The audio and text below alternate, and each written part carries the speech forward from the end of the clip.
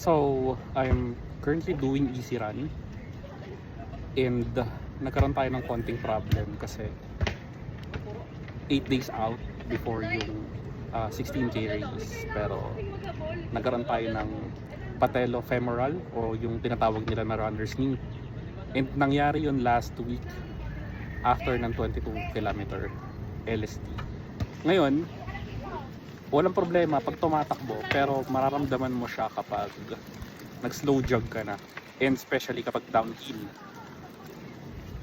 Kahapon naman, mas masakit siya, kaya talagang totally tinigil ko yung pagtakbo and nag-walk na lang ako. Ngayon naman, yung 8-minute pace, 9-minute, ganun kabagal, yun yung medyo kinakaya-kaya na.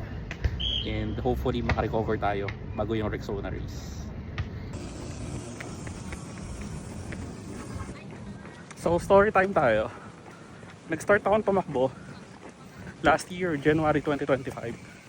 And yung patellofemoral or runner's knee, doon ko siya usual na na-experience kasi sobrang bago pa lang. Tsaka talagang first time kong tumakbo nung mga months ng January, February 2025. Now, na-overcome ko yon in few months. And bago mag-end yung taon na 2025, never ko na siya naranasan.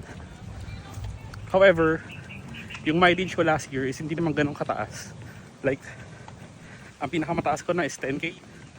Then coming 2026, doon ko lang naranasan na itaas yung mileage, and doon ako nag-introduce ng LSD and speed training. And iba pala yung pakiramdam kapag na-experience mo siya na medyo matagal ka nang tumatakbo, yung more than 1 year na. Because may frustration kasi na gusto mong gawin yung mga trainings mo pero may limitations, pero okay lang yun. Alam mo yung pakiramdam na hindi ka inihingal, and yung lungs mo sa heart rate kayang-kaya, pero hindi mo mabilisan yung cadence kasi ibang parte ng katawan yung hindi kaya, which is yung tuhod nga. So kinikip lang natin yung cadence natin and yung pace natin, mas bumagal pa. Tinry ko na 9 to 10 minutes per kilometer slow jog.